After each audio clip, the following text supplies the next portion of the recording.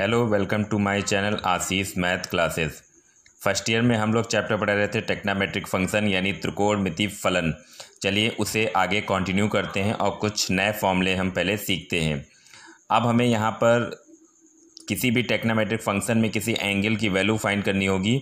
पिछले क्लासेस में हम लोगों ने सीखा होगा कि किस तरीके से छोटे एंगल निकालते हैं।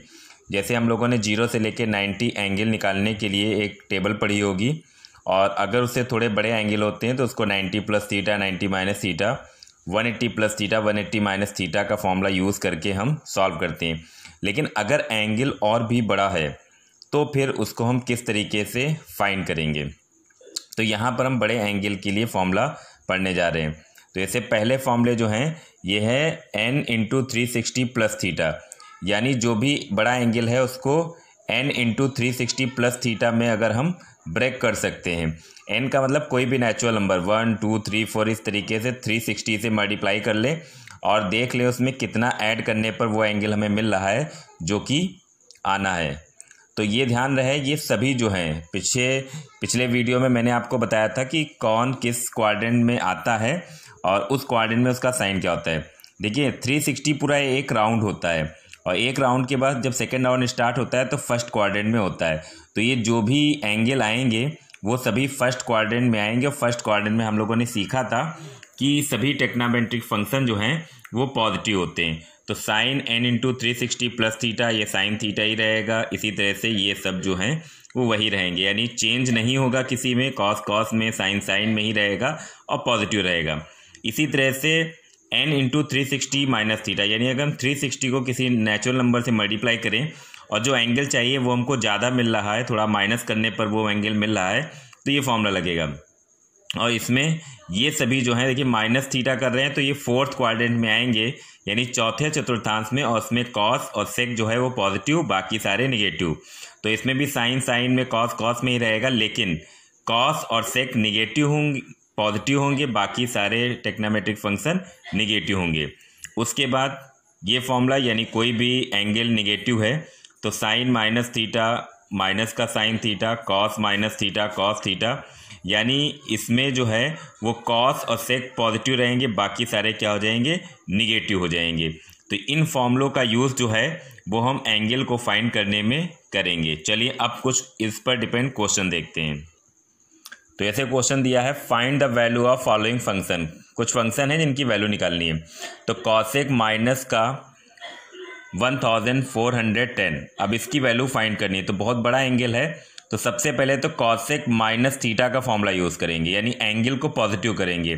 तो कॉसेक माइनस थीटा, अभी हमने फॉर्मूला पढ़ा, माइनस का कॉसेक थीटा होता है, तो ये माइनस का कॉसेक 1410 हो गया। अब इसको हम n इंटू 360 प्लस थीटा या माइनस थीटा में ब्रेक करेंगे। तो 1410 को अगर हम 360 को 4 से मल्टीप्लाई करते हैं तो 1440 आता है। हमको चाहिए 1410, यानी हमें -30 करना पड़ेगा। तो cosec n into 360 minus theta वाला फॉर्मूला लगा, उसमें क्या होगा, माइनस का कॉसेक थीटा यानी माइनस का कॉसेक 30, माइनस माइनस प्लस हो जाएगा मल्टीप्लाई करने पर, और कॉसेक 30 की वैल्यू कितनी हो जाएगी, 2 हो जाएगी। तो कॉसेक माइनस का 1410 इसकी वैल्यू कितनी आएगी, 2 आएगी। चलिए नेक्स्ट क्वेश्चन देखते हैं। Cot minus 15 pi upon 4। तो पहले तो कॉट माइनस थीटा का फॉर्मूला लगाया तो माइनस का कॉट थीटा हो गया। अब ये पाई में है, इसको हम डिग्री में कन्वर्ट कर लें। तो ये हम लोगों ने स्टार्टिंग में पढ़ा था, रेडियन से डिग्री, डिग्री से रेडियन में चेंज करना। तो ये हमारा रेडियन में यानी पाई में है, तो इसको 180 अपॉन पाई से मल्टीप्लाई करेंगे, कैलकुलेट करेंगे तो 675 आएगा। तो माइनस का कॉट 675।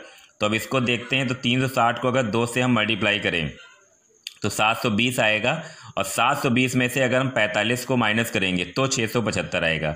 तो cot n into 360 minus theta formula बना, क्या होता है, माइनस का कॉट थीटा। तो माइनस का कॉट 45, ये माइनस और ये माइनस मल्टीप्लाई करें प्लस हो गया, कॉट 45 की वैल्यू कितनी हो गई, 1 हो गई। तो आई होप कि ये 2 क्वेश्चन अगर मैंने आपको बताए हैं तो आपको क्लियर हो गया होगा। देखिए इनमें केवल फॉर्मूलों का यूज़ है। अगर हमें फॉर्मूले आते हैं और हमें टेबल याद है 0 से 90 के बीच की क्या वैल्यू होती हैं तो इनमें कोई दिक्कत नहीं होगी। अगर ये समझ में आया हो तो ये 4 क्वेश्चन जो हैं ये होमवर्क के लिए दे रहा हूँ। Find the value of following function, इसमें भी वैसी वैल्यू दी जैसे यहाँ दी है। फॉर्मूले अभी मैंने पीछे आपको बता ही दिए, तो सॉल्व कीजिएगा। आंसर मैंने यहाँ पर लिख दिया है, यही इसके आंसर जो हैं वो आएंगे। तो आई होप कि आपको ये अच्छी तरीके से समझ में आ गया होगा कि कोई भी टेक्नामेट्रिक फंक्शन के साथ बड़ा एंगल है तो उसकी वैल्यू किस तरीके से फाइंड करेंगे। अब जो है और हमें नए फॉर्मूले जो हैं वो सीखने हैं, तभी आगे के क्वेश्चन जो हैं सॉल्व हो पाएंगे। तो यहाँ मैंने सारे फॉर्मूले जितने भी टेक्नामेट्रिक में हैं वो मैंने यहाँ पर लिख दिए हैं और अच्छी तरीके से उसको मैं आपको समझा भी रहा हूँ ताकि आपको वो लर्न हो जाए। और ये फॉर्मूले बहुत ज़रूरी है लर्न करने के लिए, तभी हम टेक्नामेट्रिक फंक्शन को अच्छी तरह से सॉल्व कर पाएंगे। और जो इसके आगे नया टॉपिक पढ़ाएंगे टेक्नामेट्रिक इक्वेशन, उसमें बहुत ये हेल्पफुल होंगे। अगर ये फॉर्मूले यहाँ पर नहीं लर्न किए तो उसमें बहुत ही ज़्यादा दिक्कत आ जाएगी। और नेक्स्ट ईयर इंटर में जो चैप्टर है इन्वर्स टेक्नामेट्रिक फंक्शन, उनके लिए ये फॉर्मूले बहुत यूज़फुल हैं। चलिए एक एक मैं आपको फॉर्मूला जो है वो समझाता चलता हूँ। तो साइन ए प्लस बी का फॉर्मूला, तो साइन ए प्लस बी का फॉर्मूला होता है sign A cos B plus cos A sine B. और साइन ए माइनस बी का फॉर्मूला यही होगा, बस बीच में माइनस लग जाएगा। तो मैंने एक ही फॉर्मूले में 2 फॉर्मूले लिखे हैं। अगर प्लस है तो यहाँ प्लस, माइनस है तो यहाँ माइनस। यानी हम किसी भी एंगल को 2 ऐसे एंगल के सम और सब्सट्रैक्शन के फॉर्म में जो है वो ब्रेक कर सकते हैं जो हमें नोन हो। यानी कोई ऐसा एंगल जिसको हम ऐसे एंगल में ब्रेक कर पाएँ जिनको हम जानते हैं, जैसे 75। तो 75 एंगल तो हमें पता नहीं है कि उसकी वैल्यू कितनी होती है, तो उसको हम ऐसे 2 एंगल के सम या डिफरेंस के रूप में हम डिनोट करेंगे। तो 45 प्लस 30 तो 75 हो जाएगा। जैसे एंगल है 15 डिग्री, तो 15 डिग्री की तो वैल्यू पता नहीं है, तो उसको 45 माइनस 30 में ब्रेक कर लेंगे। यानी किसी भी एंगल को ऐड या माइनस के फॉर्म में ब्रेक करना, वो भी ऐसे एंगल में ब्रेक करना जो एंगल की वैल्यू हम टेबल के थ्रू जानते हैं। उसके बाद कॉस ए प्लस बी का formula, cos A cos B minus sign A sine B. अगर यहाँ प्लस है तो यहाँ माइनस लगेगा, और यहाँ अगर माइनस है तो यहाँ पर प्लस लगेगा। फिर tan a प्लस बी का formula, tan a plus tan b upon 1 minus tan a tan b। जो ऊपर साइन होगा उसका अपोजिट साइन नीचे होगा, जो यहाँ साइन होगा वही साइन यहाँ लगेगा। तो जो साइन यहाँ वही साइन यहाँ, और इसका अपोजिट साइन यहाँ। तो अगर यहाँ प्लस है तो यहाँ प्लस लगेगा, इसका अपोजिट यहाँ यानी माइनस लगेगा। अगर यहाँ माइनस है तो यहाँ माइनस लगेगा और इसका अपोजिट प्लस यहाँ पर लगेगा। उसके बाद साइन 2a के 2 फॉर्मूले, 2 साइन ए कॉस ए, और दूसरा फॉर्मूला होता है 2 tan a upon 1 plus tan square a. तो ये साइन 2a के 2 फॉर्मूले होते हैं, दोनों ही फॉर्मूले यूज़ होते हैं। कॉस 2a के 4 फॉर्मूले, पहला कॉस स्क्वायर ए माइनस साइन स्क्वायर ए, दूसरा 1 माइनस 2 साइन स्क्वायर ए, तीसरा 2 कॉस स्क्वायर ए माइनस 1, और चौथा 1 minus tan square A upon 1 plus tan square a. तो कॉस 2a के ये 4 फॉर्मूले, पहला कॉस साइन दोनों में, दूसरा साइन के टर्म में, तीसरा कॉस के टर्म में, और चौथा tan के टर्म में। जो भी क्वेश्चन आगे हमें प्रूफ करना होगा उस हिसाब से हम फॉर्मूले को यूज़ कर लेंगे। फिर tan 2a का formula, 2 tan a upon 1 minus tan square a. ध्यान रहे साइन 2a और tan 2a के फॉर्मूले एक ही ऐसे होते हैं, बस साइन का फ़र्क होता है। ध्यान रहे साइन 2a का है तो अपॉन में प्लस रहेगा, और tan 2a का है तो अपॉन में माइनस रहेगा। फिर साइन 3a का formula, 3 sine a minus 4 sine cube a. Cos 3a का formula 4 cos cube a minus 3 cos a. tan 3a का formula 3 tan a minus tan cube a upon 1 minus 3 tan square a. तो ये इतने फॉर्मूले ये थे, अभी आगे भी फॉर्मूले हैं। अब ऐसे फॉर्मूले की कोई 2 साइन के टर्म 2 कॉस के टर्म है तो उनको हम ऐड या माइनस हम कैसे करेंगे। Sine C plus sine D, जैसे मान लो लिखा है साइन 75 प्लस साइन 15, तो उनको जोड़ेंगे कैसे। यानी 2 टेक्नामेट्रिक फंक्शन, सेम टेक्नामेट्रिक फंक्शन को ऐड करना या माइनस करना, ठीक, वो भी साइन और कॉस को केवल। Sine C plus sine D, ये फॉर्मूला होता है 2 sine C plus D by 2 into cos C minus D by 2। फिर cos C plus cos D, इसका फॉर्मूला होता है 2 cos C plus D by 2 into cos C minus D by 2। फिर sine C minus sine D, इसका formula होता है 2 cos C plus D by 2 into sign C minus D by 2। फिर cos C minus cos D, इसका formula होता है minus का 2 sine C plus D by 2 into sine c minus D by to.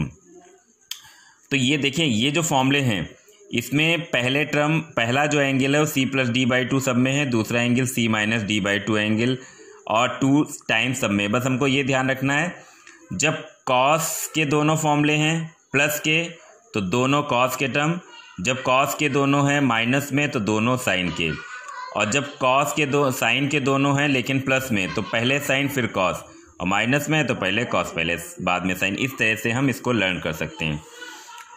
फिर उसके बाद अब यहाँ पर ऐड था लेकिन यहाँ पर मल्टीप्लाई है, सेम भी हो सकते हैं अलग भी। 2 साइन ए साइन बी का फॉर्मूला होता है cos A minus B minus cos A plus B. 2 cos A cos B का फॉर्मूला होता है cos A plus B plus cos A minus B. 2 sign A cos B का formula होता है sign ए plus B plus sign ए minus B, और 2 cos A sine B का formula होता है साइन ए प्लस बी माइनस साइन ए minus B. तो ये भी महत्वपूर्ण फॉर्मूले हैं। तो इन फॉर्मूलों को अच्छी तरीके से आप लोग याद कर लीजिए, लिख कर बार बार समझ के देखिए। कभी भी मैथ को रटने का प्रयास मत कीजिए। अगर मैथ को रटेंगे तो आज याद रहेगा, कल फिर भूल जाएंगे। हमेशा फॉर्मूलों को याद करने का सिंपल तरीका है कि फॉर्मूले को एक दूसरे फॉर्मूले से लिंक करें, यानी समझने का प्रयास करें। याद रखने का कोई तरीका अपने आप समझें, तभी फॉर्मूले याद होंगे, अन्यथा कभी भी फॉर्मूले याद नहीं होंगे। फॉर्मूलों को लिख लिख के लगाएं। मैथ में प्रैक्टिस बहुत ज़रूरी है। अगर प्रैक्टिस करेंगे तो मैथ हमेशा ध्यान रहेगी, और रटने का प्रयास करेंगे तो आज याद रहेगा फिर भूल जाएंगे। तो आई होप कि आपको अच्छी तरीके से ये लेक्चर समझ में आ गया होगा। इन फॉर्मूलों को आप अच्छी तरीके से जो है वो याद कर लीजिए, ताकि जब हम आगे क्वेश्चन लगाएं तो वो आपको समझ में आए। फॉर्मूले नहीं अगर याद होंगे तो आगे के क्वेश्चन में बहुत ज़्यादा दिक्कत होगी, क्योंकि आगे के क्वेश्चन प्रूफ करने वाले हैं और प्रैक्टिस पर ही डिपेंड करते हैं। Okay, thank you.